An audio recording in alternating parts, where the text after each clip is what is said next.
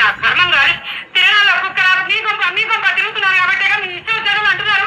అయినా ఎవరు చేసుకుంటే నాకే ఎవరికి నా పైన పెళ్ళగా కలిసిన తర్వాత చెప్పు.